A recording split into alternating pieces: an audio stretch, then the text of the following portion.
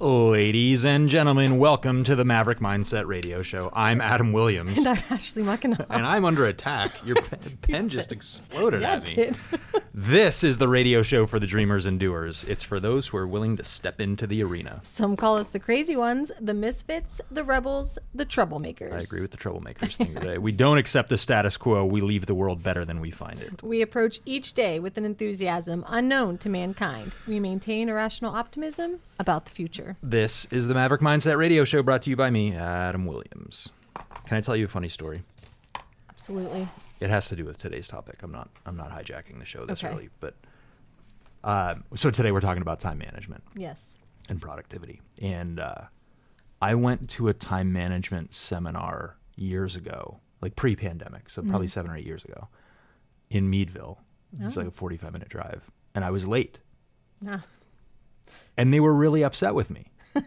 Was it And I'm like, listen, the people at the time management seminar who are here 15 minutes early sitting in the front row should be kicked out to make room for the rest of us who need this. It was really funny. Yeah. And then I was cutting it close today. Yeah, you cut it. I can't deal with that much anxiety in the morning. I was first waiting. Of all, okay. I was waiting for the text. I was waiting for the phone call, and it never came. No. My phone is doing this weird thing now. I think because every Wednesday morning you're texting me like, where are you? Well, and I'm on my way. You're pushing now, it. But my phone now gives me these notices, and it's like, would you like to tell Ashley that you're on your way somewhere? And it's like, no, that's none of her business. I didn't have a backup if you weren't going to be here. I'm going to do it. I'm going to you do it had on 3 purpose one minutes, day. And so- I'm going to do it on purpose one day, and you're going to learn Gosh. you're going to learn a valuable lesson. I know. I thought today was the day, and you were going to do it on time management, but No, I'm excited about this one. well, This you is going didn't to be manage really your good. time this morning, so I did. I'm here. Yeah. I'm here. You're the one shooting parts of pens at me. Yeah, but you came in. You weren't in your usual good, high energetic mood. I'm not there yet. I'm under caffeinated No, today. so we'll but talk get there. about how your mood Did you bring me an energy drink? impacts your time management. I did not. All right. All right. Well, let's get into it. So, Maverick Mindset Radio. Today is Wednesday, September 18th. We're talking about time management. We are, of course, as we are every Wednesday, blowing your minds every Wednesday at 9, going live at 9:05 on Facebook, Maverick Mindset Radio. We got the episodes up on Spotify, so make sure you subscribe there. We're streaming live on YouTube, where the videos are also saved. And then, of course, MaverickMindsetRadio.com, where we got some merch available. And if you use the code Maverick10, you can get 10% off of that.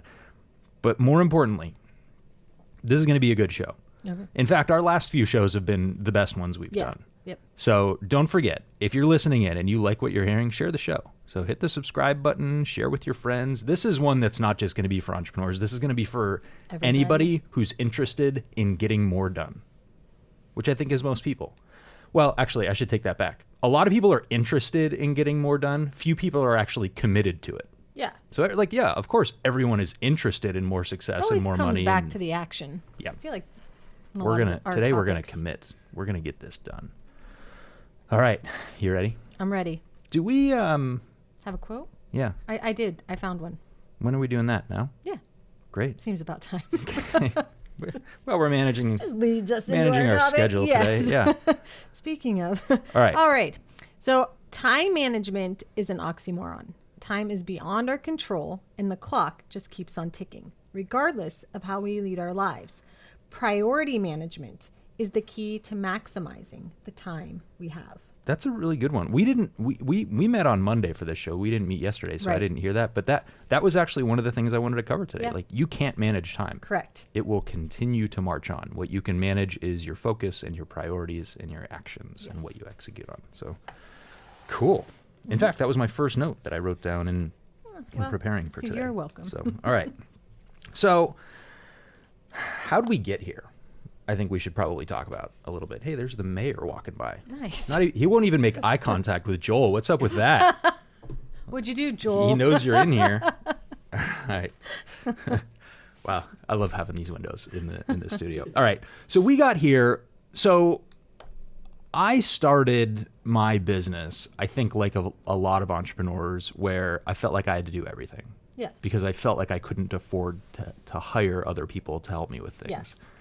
And so I've always been interested in time management, and I don't even really like the phrase time management, but I use the phrase because it's what a lot of people use to understand in it. my interview we said something about time management. You're like, I don't believe in that. Yeah. But I think the word that I like is productivity. Yeah. Because that to me is about results and it's about getting things done. Now, there are time management techniques that we're going to talk about today that will help you get more done, but really that's the end goal here, because you can't slow down the clock. So when I started, it was all about I had to do more, work more hours, work harder, be more productive, waste less time. And it worked, but that's really a recipe for burnout. I mean, that, like, if you're doing that much stuff, You're doing everything, chances are you're doing a whole bunch of stuff that doesn't energize you and that you don't really enjoy, and that, really kind of brings you down. So I've read a lot of the books on this stuff, right? 7 Habits of Highly Effective People is like the classic, or there's some more recent ones called Hyper Focus and Deep Work.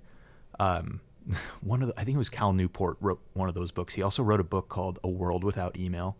Oh. And you know how I feel about email, right? I hate email. Yep. I think it's a completely ineffective method of communication for 90% of the stuff that we use it for. So I was sitting on a plane reading that book. And again, I'm like, this is in the last 18 months probably. Yeah. So I have my email box is delegated to someone else. I spend very little time personally reading and responding to emails. So I'm sitting on this plane and I'm reading the book, and this guy next to me taps me and he goes, it's called A World Without Email. He goes, that's not possible. I'm like, well, you'd be surprised, my bro. Like, I read the book. I'm pretty stinking close to it. So anyway, so it was all about getting more done and looking at the 7 habits of highly effective people, and he's got these quadrants of the urgent and important, and figuring out what you're putting where and what you're getting done. And eventually it got to the point where I was completely burnt out, and we had grown a team, and we had employees, and we had people helping us. And my schedule was just completely chaotic. Yes. It was completely overwhelming. It was exhausting, and I'd get home at the end of every day and just collapse, but still not even be sure what I actually did that day. Right. And frankly, we were kind of hitting a ceiling because, as far as revenue in the business, because I couldn't turn the wheel any faster. Yeah. And I couldn't take the time to train people to help me turn the wheel. So I just kept hitting my head against the ceiling. And I was referred to a time management and productivity coach. So, and this was probably 3 or 4 years ago now. Yeah. And it was really funny because, I was referred to her, and we're actually going to share a link to anybody that wants to book a call with her, because we're going to talk a little bit about this. But I was referred to her, and my friend Julia, who sent me to Vida. Vida is her name. Yep. She's based in Finland, actually. And she said, "Did you book your call with Vida yet?" And I said, "No, I'm too busy." And she, kind of as a joke. And then she swore at me, and I said, "Okay, fine." And I did it. And what happened was, Vida has a system for time management and productivity and getting more done that we're going to talk about today. Yeah. But the extra piece of it is she's a coach, and she helps you refine the system, and she helps hold you accountable, which I think for a lot of us is really important. I had this experience over the weekend where I took my race car to Pocono racetrack, and I had an instructor in the first session, and then he said, it's your option whether I come with you for the rest of the day because you've got this figured out. I'm like, well, I was going to say, you told him to go away, right? Because I'm going to go and figure this thing out. And I ran 3 sessions, and I was not getting faster. Again, I hit the ceiling on this thing. And then they do a mandatory classroom session where they take all the drivers, and I was in a relatively advanced group, but they take all the drivers and they bring us in a room, and they do some safety training and just reminders of stuff, and then you can open it up for questions. And we were all asking questions, and this guy that has a lot of experience was giving us tips and showing us what to do. And so for example, at this track, you're on it's the big NASCAR track. Nice. But you only use part of the NASCAR track, and then there's this infield that's a little more complex road course. So he said, hey, when you come back off of turn 2 from the NASCAR bowl into the infield, there was this hill on the track that was completely blind, and scared the crap out of me every time. slowed down? Like, I knew that I had to turn right after that hill, but I didn't know where it was. And I was airborne. It was crazy. But it's an adrenaline rush too, because you're like, I know where I'm going, and I also know that if I miss the turn, I'm just going to slide through the grass. So like, I get my adrenaline rush from the race car. Did you slow down before it? No. So I'm full throttle over the thing. But we're in the classroom, and the guy goes, I was like, hey, like, where are you positioned? Because I'm sort of middle of the track. Yep. And I said, that's working, but I feel like I'm not pointed in the right direction. And he goes, well, do you see the Sunoco? I'm like, what? He goes, you see the Sunoco? No. Well, it turns out that this track, like half a mile away, has a Sunoco sign that if you've got your eyes up and your vision forward and you're looking where you're going, you will see the sign basically on the horizon. So he's like, just head for the Sunoco sign. Sure enough, next session out, make the turn, get to the blind hill, I see the Sunoco, and I nailed the next turn. Nice. So I had a coach and some accountability and somebody that was seeing things that I couldn't see just this past weekend. Well, Vida has been that for time management and productivity. So I worked with her, and we've done some webinars with her now, but I worked with her, I think it was like an 8-week program.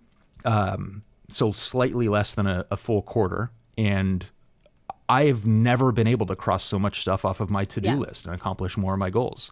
So I took a little bit of a break and worked on with the system. Jackie then hired Vida, worked with her for a period of time. We then both went and worked the system. And then I went back and said, hey, I'm ready for another 8 weeks. And after about 4, like I nailed it. Like I was running the system. And that's when I said, can you teach this to the rest of our team? Because so many people are not taught how to work. I mean, we're not even taught how to study for all that, for that matter, but we're not taught how to work. We're not taught how to get things done. And she has read all of the books on this stuff, and she has studied all of these things, and she has tested things in her own life and now in her clients' lives. And how to separate your And now it's at the point where, we've all got these goals and dreams and visions, but how do you actually accomplish them? Yeah, how do you get there? And that's what we're talking about today. All right. So here's a couple important things. I have notes that are typically the case here, a little bit all over the place, because there's some just like one-liners I want to get out of the way. But we're going to talk about the system also. So you started this off with the quote, but let's get one thing out of the way here. You cannot manage time. Right. So let's talk about the things you can manage. Yeah. You can manage your focus. You can manage your priorities. And here's the biggest one. You can manage saying no. Yeah. So you can manage yourself. Yeah. Basically. Yeah. Well, yeah. And we've talked about this on the show too. Like if you want to know, you can control your priorities. Well, how do you know what your priorities are? We say, look at your calendar and your bank account. Yeah. That was one of my where are you spending your time and where are you spending your money? And I'll tell you where your priorities are. Doesn't matter what you tell me. Doesn't matter what you think, but those two resources, your bank account and your calendar or your credit card statement, all know where your priorities are. And we've joked about this too. Like my credit card statement is basically only my Peloton membership and DoorDash. Right? So we know you eat and work out. That's it. I like the convenience of DoorDash, and I got the nice Adam works out so he can eat. Exactly. Tells you everything you need to know about me. What would I learn about you looking at your bank account or your credit card statement? So here's the other thing. And I think this was a Steve Jobs quote that somebody else shared with me. Gosh, it was a year ago or 2 years ago.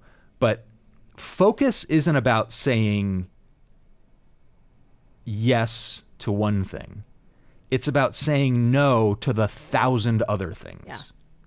And I think it's really difficult for people. Like, no is a complete sentence. So if something comes your way and you don't want to do it, or you don't want it, or it's just not interesting to you, or you know it's going to distract you from your goals, no is a complete sentence. Yeah. You don't have to justify it. You don't have to explain it. Now, a lot of people do, and they feel that need. But the reality is, I mean, we get this all the time with people asking for donations and things like that, right? We get hit up all the time. Sponsorships. And I just have to say, sorry, no. And I don't need to explain it to them. Their time is better spent not trying to convince me, but rather trying to go and find another interested donor. But we kind of decide what causes are important to us and what we're going to contribute to them. And rarely am I going to do something that isn't already on my radar or something that's really important to me. But I think a lot of other people would feel a lot of guilt saying no to something like that, or saying no to a new opportunity. I mean, same deal. I get more meeting requests than I could literally attend in my lifetime. More people want to meet with me and interact with me and talk with me than I have time for, than I will ever have time for. Yep. And I'm not going to explain to them the reasoning. It's just they have to know that the requests that you're making of me, I get 50 of these a day. I get so many people reaching out and wanting my time. So I have to say no unless it's a meeting that's really going to help me get closer to my goals or the things that I said yes to. Yeah. So let's talk about some of the tools, because we're going to have some really good action items today. Okay. And I think we may have even talked about this on some other episodes. But this first thing, if you take nothing else from this show and you just do this first thing, you will already feel calmer and more focused and less overwhelmed. Are you ready for this? I'm ready. Do you know what the tool is? No. We've been through this 15 times. What? Is it the taking time to just do nothing? No. This is the running task list. Oh, that, yeah. That would explain your overwhelm. Well, it's such a part of a daily now. Just like That's fair. It becomes a habit. You know what it is? This becomes a habit. You've become an unconscious competent. Yeah. That you can do this without even thinking about it. I thought it was because it's in there to take time to. It's part of the time management to take Yep, time. we'll get there. Yeah. Okay, so the running task list. Take some time. Set a timer, actually, for half an hour. Yep. And I use a special piece of software for this, but it can be on a piece of paper or in a notebook or a Word document or whatever. And just write down every single thing you have to do. Mm-hmm. Every single thing. All of it. Look at your emails, look at your text messages, look at your social media messages, your Post-it notes, did I say voice memos? Your voice memos on your phone. Like those little random scraps of paper that are sitting around. Every single thing that is weighing on your mind, that your mind is trying to remember that you have to do, just write it down. The tornado of things. That's that's going around. And this is a huge problem for people like me, for people like Jackie, for some other people in our office, where we just want to jump in and work. Yeah. Like, I got so much to do, I just want to jump in and do it. I know the things that are floating around in there. But you don't. Right. Because what happens is you say, I'm just going to get this first thing done. And your brain is distracted from that because it's still trying to remember and organize all the other things that you think you have to do and that you're trying to remember. Yes. And Vida taught me this. The human brain is not designed to remember things. No. It is designed to be creative. So if you're using it to remember things, you're taking away your ability to think and create. So the running task list, just get everything written down. And the simple fact of getting it all down on paper, like that's just step one.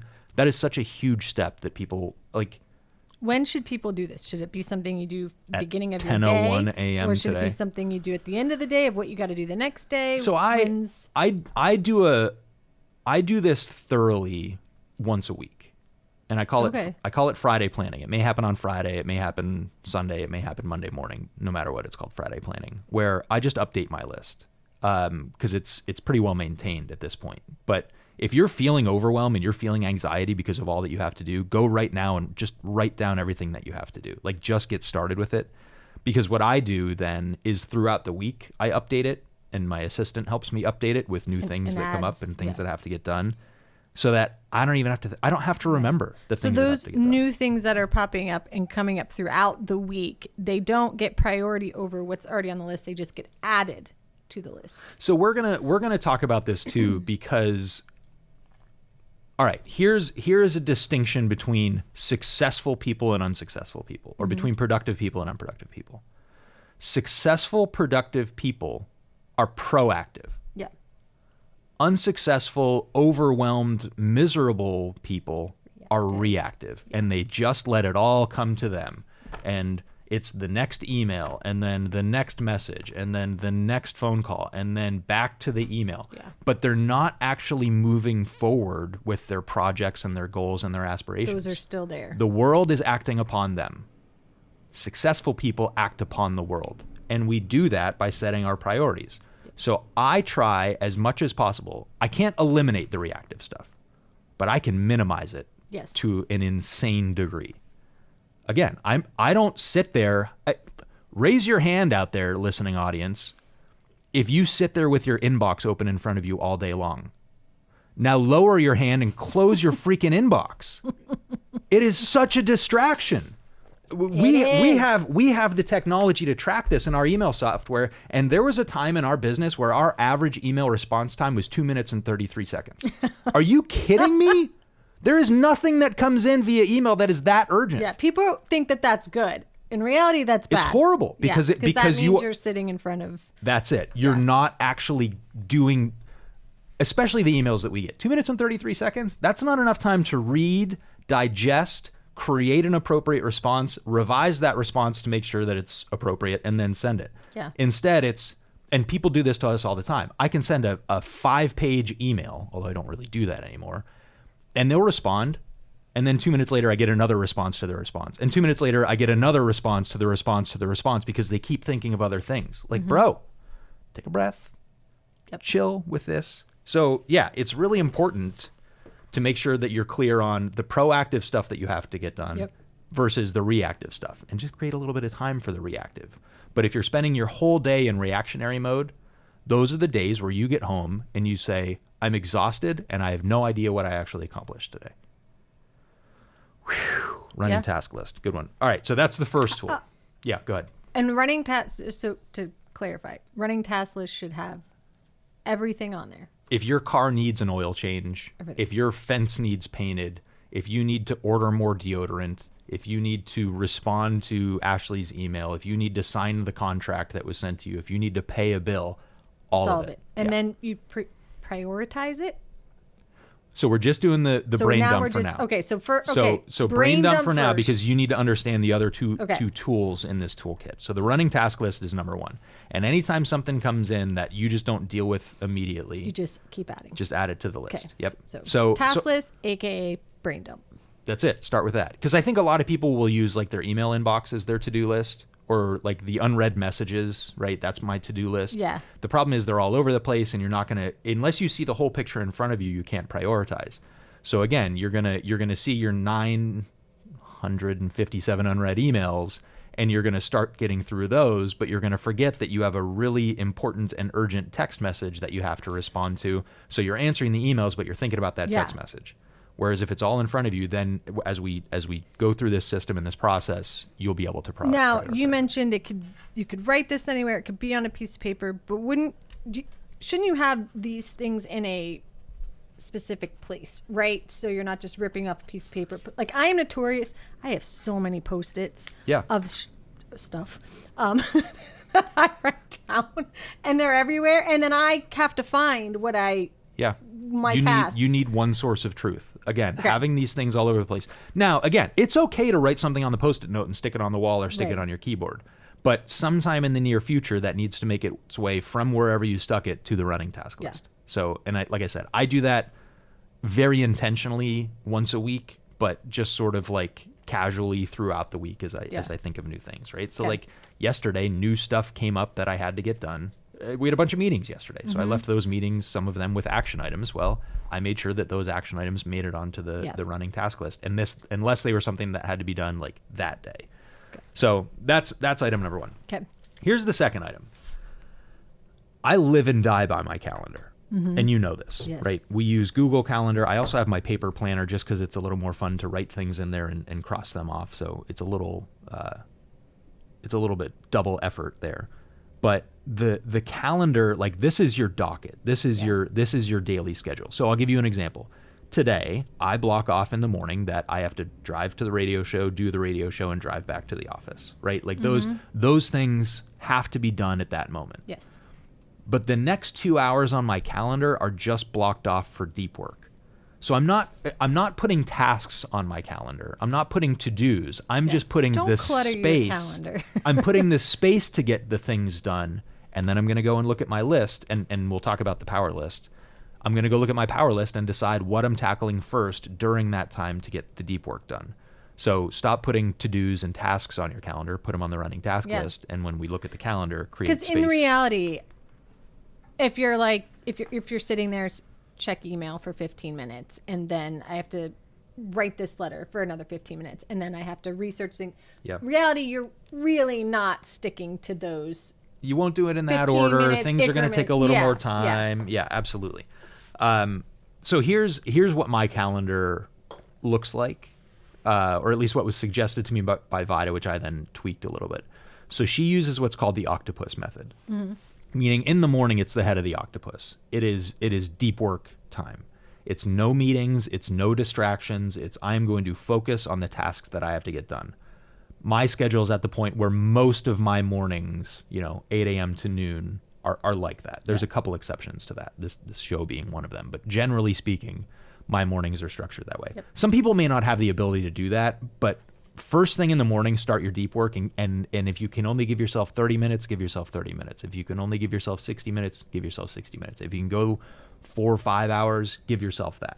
So that's the morning. No appointments, no meetings, no distractions. It is working on the stuff that you have to get done, which we're going to talk about the third piece of this and what some of those items will be. Then you take a lunch break. And this is particularly important for office workers, right? Like we have a tendency to sit at our desk and keep working and answering emails, but like let's take that mental break and reset a little bit. Take an actual lunch break, even if you just go walk around the block. Like don't eat your lunch at your desk. Have that break, and then the meeting is the legs of the octopus where they're flailing all over the place. Like that's your afternoon where you've got meetings and appointments and stuff coming at you, and that's the reactive time. But now we've got some structure to it. Yeah. So I can wake up in the morning and I can get my list done and feel really good. I can have a little bit of a reset with the lunch break, and then the afternoon, it's chaos, but it's chaos that's limited to a certain period of time, right? Because we're going to do our best to eliminate it over time. Right. But for now, we can at least constrain it. So if you're thinking about that, if you've got the type of job where you're looking at a schedule and you're saying, I can't do that, I don't have enough time, I could never get that much deep work in there. Here's what you do. You do a calendar audit. So for me, like I literally print my weekly calendar in Google Calendar, and I take a look at how I'm spending my time. And I think about what I'm doing and what actually energizes me and what adds a lot of value to me. And actually, this is how I make a lot of hiring decisions. If I find that I'm spending 10 or 15 hours a week in a specific category, I'm going to go hire somebody to do that. Because chances are it needs more time than I'm giving it. It needs more focus than I'm giving it.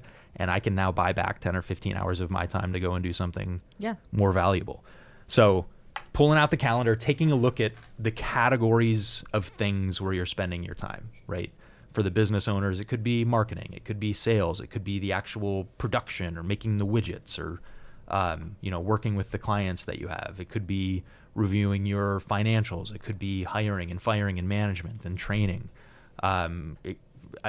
Outside the workplace, it could be family time. It could be personal time. It could be time with your spouse. It could be time alone. It could be exercise, right? Hobbies, all of those things. So those categories, you've got 168 hours in a week. Let's assume you're healthy and getting 7 to 8 hours of sleep per night. Well, you've still got over 100 hours a week of time that you're spending somehow. So I encourage people to track it because it's really eye-opening too.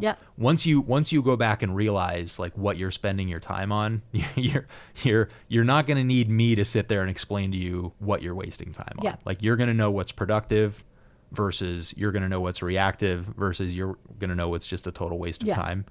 So and you've done this with people in the office when they're like, I'm totally overwhelmed or I have all this stuff. So and busy. You're like, well, busy. track your time and see exactly what which is kind of a pain in the butt, but you do start to see, okay, so I'm spending a lot of time here and I really don't need to be. I can adjust. And what's funny is like I've had this conversation with employees and very rarely has it come to a second conversation.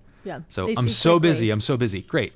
Go and do a calendar audit, go and do a time study, tell me how you're spending your time. And it's not to like crack the whip and make sure that you're working, 40 hours a week and that you're 100% productive, because I know that's not possible. But usually what happens is, a couple weeks go by and I say, hey, you were so busy. Whatever happened? Oh, man, I realized I was wasting 5 hours a week on this thing. Or, I realized that I was doing the same thing Tuesday morning and Wednesday afternoon, so I just combined it all into one time Yes. block. Like it doesn't take a rocket scientist to do this. It just takes the effort of doing the audit and seeing where you're actually spending your time. Now, there are like advanced levels to this where we can talk about basically how valuable those tasks are. So if in a small business, I'm spending a lot of my time managing my own calendar or answering my own emails, those are super low value tasks, right? Like I can get someone else to do that. I can outsource it overseas, or I can get a part-time virtual assistant or whatever for a very low cost, so that I can go back to doing the marketing campaigns, maybe even posting on social media, creating content, providing services to our customers. Like there's a next level to this. Yeah, we were talking to someone yesterday, and you made that suggestion because they're starting a business, and you're like, these are some, get an assistant, have them do this thing. And the look on this person's face was like, before I even, like, wasn't that funny? And it was like, yeah, because you need to focus over here on this stuff. I don't even remember what it was, but she was starting a brand new business, and I was like, okay, so go and get somebody to handle your calendar and your email. And she's like, what? Like, I'm not that busy. And it's like, yeah, but you're gonna find somebody. I mean, some of these tasks can be done for $7 an hour if you and your thing is you're going to become busy, and then you're going to end up doing it yourself, and you're going to say you don't have the time then to find the person to do it. So do it now. Meanwhile, she's got a business where she can be out charging $300 or $400 an hour. Yeah. And again, it doesn't mean you're going to do that 40 hours a week. Like, we know you can't be that productive, or you're going to be working 100 hours a week in order to hit 40 hours of billable time. But the point is, how many hours of your time do you need to buy back at $10 an hour? Like, how many hours do you need to go work at $250 an hour to make up for that? How much is your time worth? Yeah, totally. Okay, so we've got the running task list. We've got the calendar and doing the calendar audit, or the time study, and seeing where you're actually spending your time, which will be really eye-opening. We've got the structure of the calendar with the deep work in the morning, followed by the lunch break, and then the afternoon of the tentacles of the octopus. And just to check in for those tuning in live on FM radio, Maverick Mindset Radio, blowing your minds every Wednesday at 9 on Talk Erie. What are we? 105.9 is what I usually listen to. Is 103.3 out in the county? Yeah. Okay, got it. And then, of course, for those on AM radio, 1530. But streaming live on Facebook. AM radio, by the way. Today, I do sometimes. Yeah, for like sports. Okay. I mean, I guess if I don't have satellite radio. But today we're talking about time management. We're talking about productivity. We're talking about getting more done. And we're laying out a system that I follow to actually get more things done. So let's talk about the last piece of this. We got the running task list, which is just every single thing you have to do.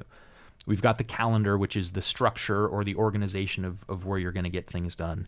And then the last piece is, there's a lot of different terms for these. Vida, who is my time management coach, calls them projects.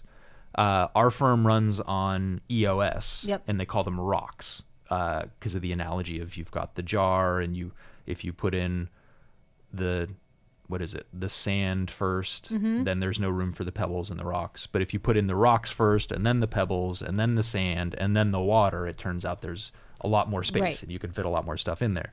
So we call them rocks because these are the things that, like, everything else will get done around these things that are our biggest priorities. Or they could just be 90-day goals, or 12-week goals, or quarterly goals, right? So that's how we break them down. We've talked about business planning on this show. We've talked about longer-term planning. That if you know where you need to be a year from now, or you can picture where you can be 3 years or 5 years or 10 years from now, work backwards. Yeah. Where do you need to be in 12 months? Okay, what do I need to get done in the next 90 days to make that happen? Those are your rocks. Yep.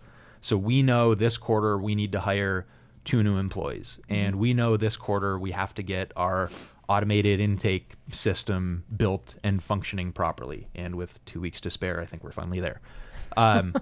So we know the projects that we have to get done this quarter. Yes. And if we had time today, I was actually going to go through an example of these. So, for example, this is a pretty common one for new businesses. They have a quarterly goal to hire a certain role, hire an employee, fill a certain position, right?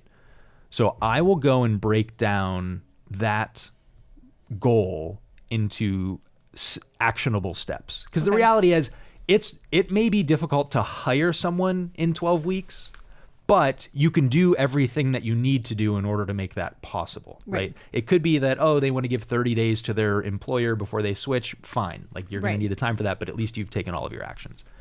So again, I do this in a piece of software called Notion. You can do it on a piece of paper, on a whiteboard, on a Word document, whatever. I pick that goal, right? Hire certain position. And I write down every single thing I have to do to make that happen.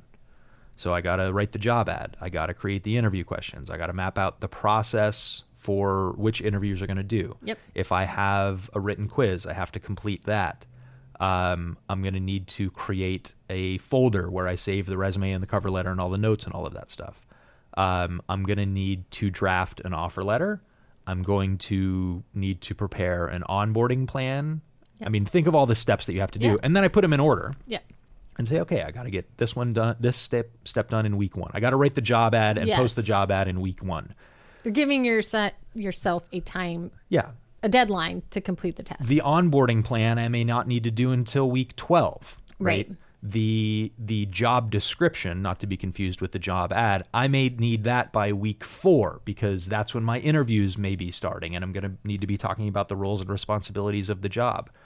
So now I've got my running task list, which is all the little stuff. And then I've got my rocks, my projects, my 90-day goals, step by step and week by week, what I need to accomplish. And then when I sit down and do my Friday planning, I figure out where all that stuff fits on the calendar. Yeah. So I know this week there are about 8 different things that I must get done in order for this week to be successful. That's my Friday planning, my weekly planning. And then every morning, we've talked about the power list on this show, or the you can call it a to-do list, which I think is boring. I recently heard it called a today list, which I really liked. Every morning I sit down and I write down the things that I need to get done before I go to sleep. That's it. Like, I'm not quitting until this list is finished. Yeah. So yesterday I had to... All right, so what's the difference between the task list and the power list? So the task list is everything that you have to get done for as long as you can think. Yeah. But the power list or the today list is like, this is it. This is what I'm getting done today. Which usually comes from the task list. And here it comes from the task list, but also your projects. Right. So I know to move my projects forward, I have to write an offer letter this week to a new potential employee, right? I didn't say whether I was going to do it Monday or Tuesday or Wednesday or Thursday or Friday, but it's got to get done this week. Yeah. So when I sit down at every morning and I look at my calendar, like today I have only got about 2.5 hours of deep work, right? So my power list, first of all, should never exceed 5 items, but it's probably going to be 1 or 2 or 3 because that's all I have time for today. And like if you're putting 10 on there, you are not doing you're setting it right. yourself up for failure. Which then you make it so this doesn't work. For and me. this See? I don't this have gets enough into time. some mindset stuff because here's the problem. Here's the muscle that you're trying to build, or here's the habit that I want you to build in order to make this successful.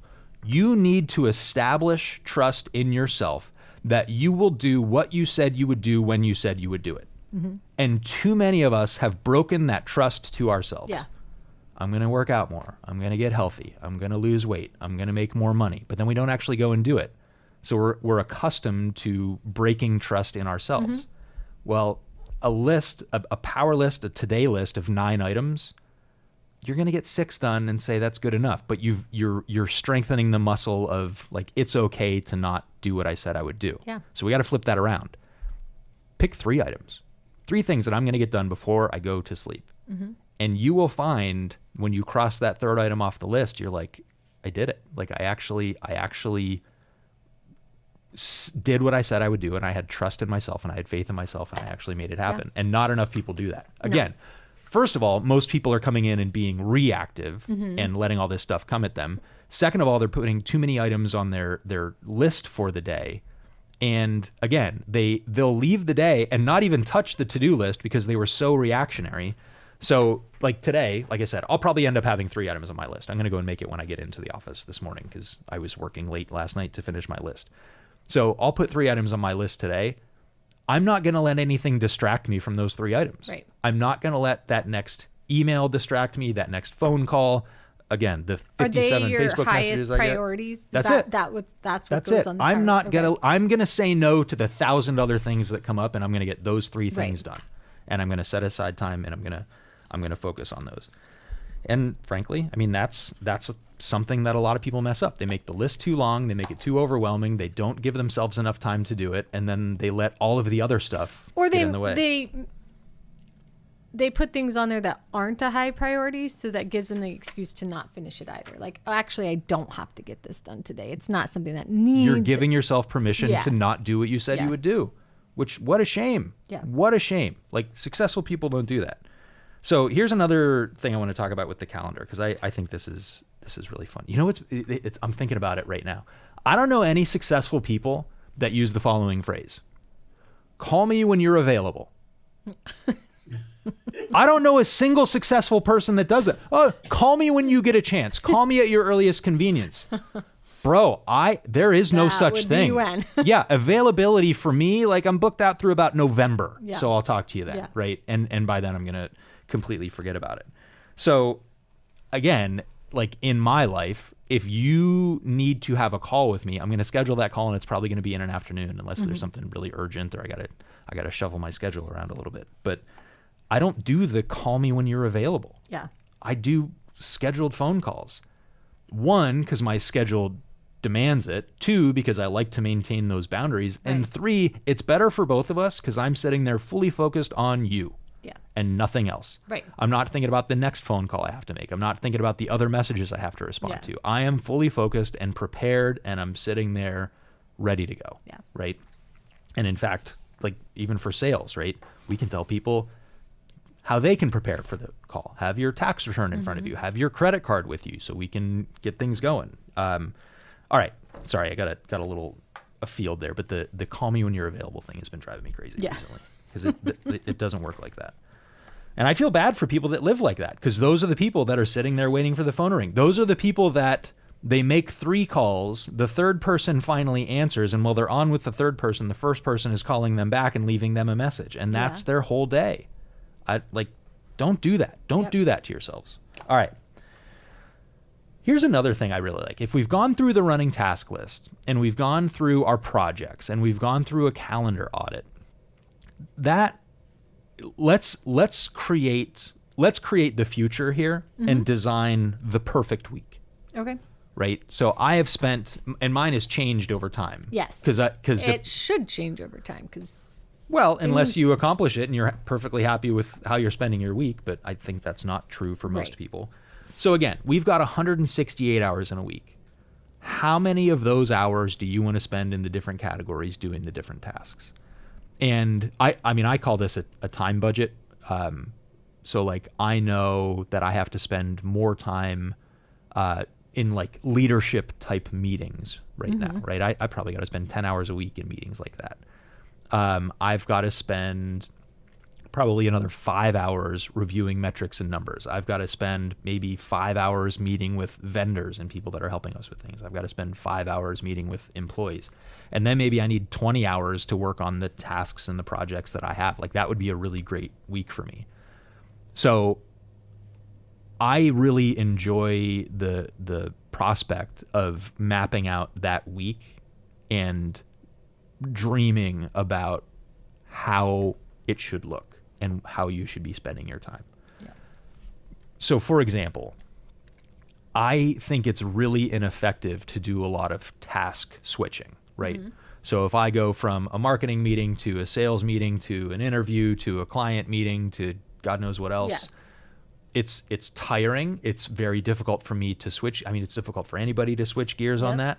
So I find that when I batch my tasks, it's a lot more effective. So like, my Monday afternoon, we're going to change this as of October 1st. My Monday afternoon is going to be nonstop meetings, back to back to back to back to back, because I need to show up to those meetings. I'm a very active participant in our meetings, and I need to show up as a leader, and I need to show up as someone who has solutions and answers and ideas. Well, I find if I have to do that a little bit Monday afternoon and a little bit on Tuesday morning and a little bit on Thursday afternoon, it's really difficult for me. So I'm just going to get in that zone and crank it out all Monday afternoon. So what your perfect week, your 168 hours, what does that look like? I actually like the idea of creating a couple different versions. So like, what do you want it to look like in October? What do you want it to look like in January? Right. Because that's So what we're building to towards. change. Yep. Yeah. And we're back to getting into those activities that energize you, getting into those activities that are more valuable and more profitable, and really being intentional about that. Now, or things that you like too, right? Like I still really like mowing my lawn, so I'm going to make sure that most Saturdays I got time to go out and do that, right?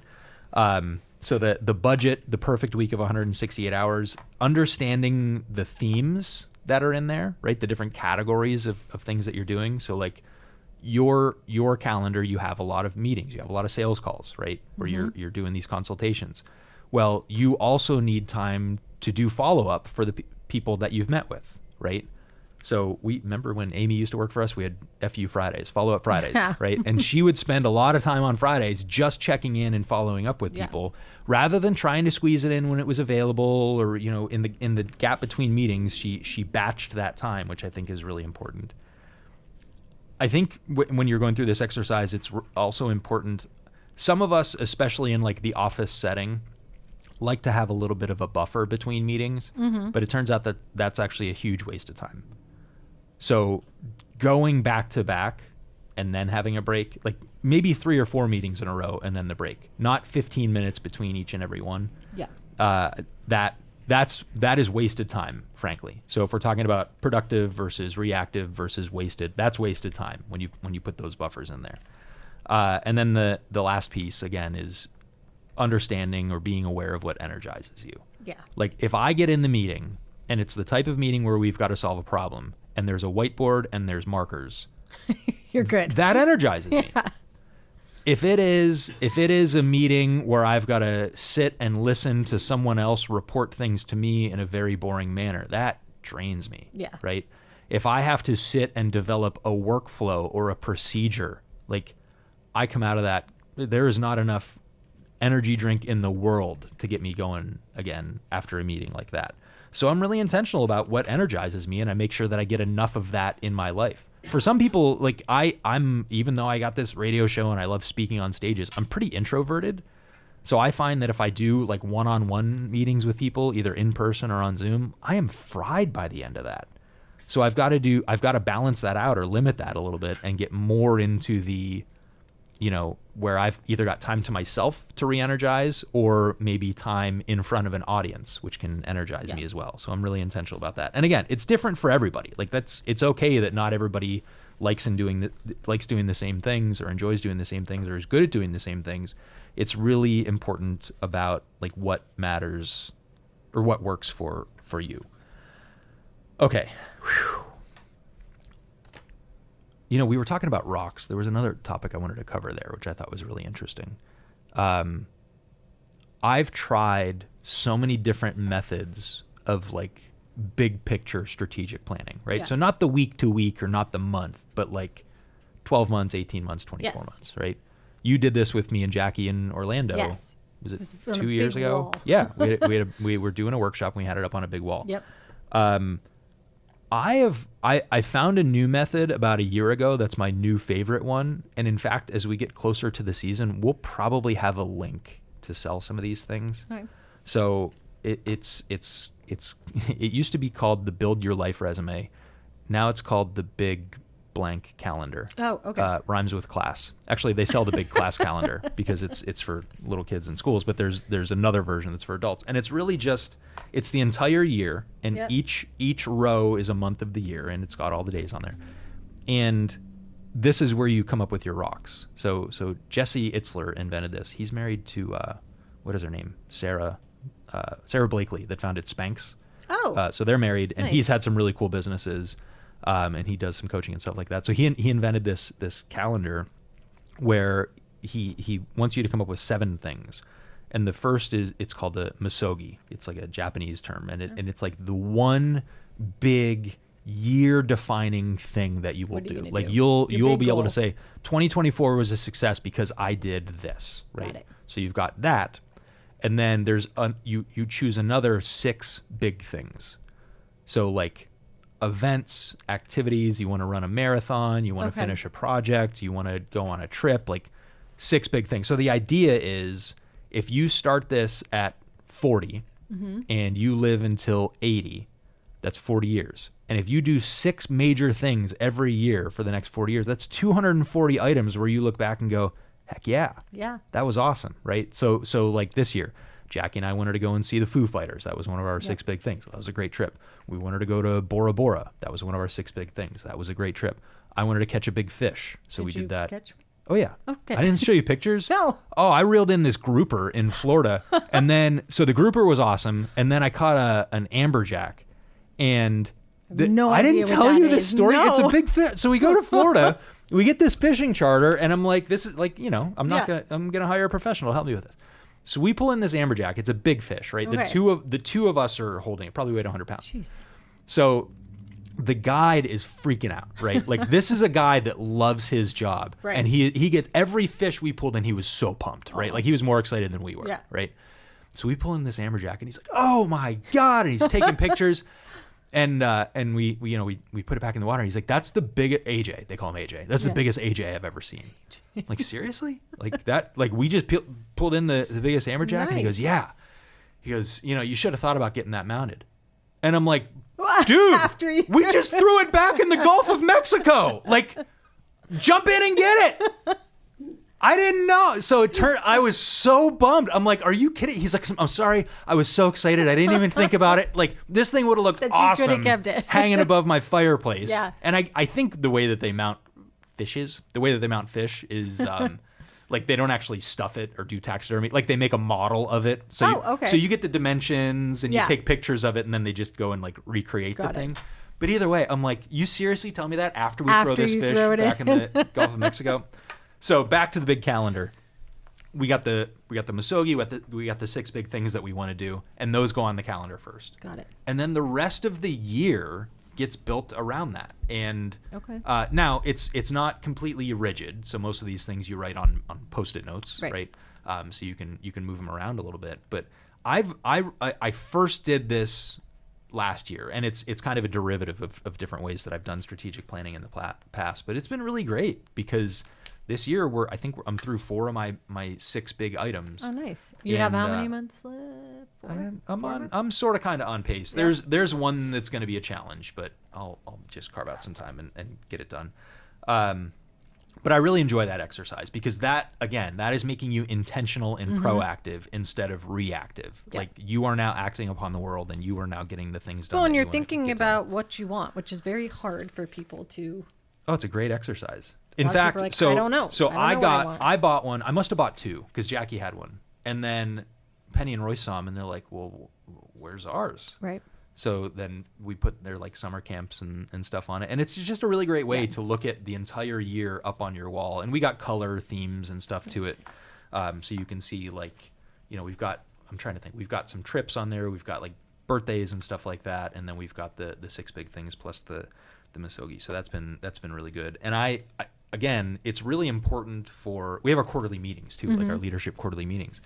So when we're talking about the calendar and we're talking about how we spend our time, I think it's really important for business owners because all of us, yes, but in particular entrepreneurs, that so much stuff comes at us. Yeah. So many messages, so many inquiries, so many requests, so many problems, so many opportunities that you've got to make sure that you're carving out the time to work on the business and not in the business.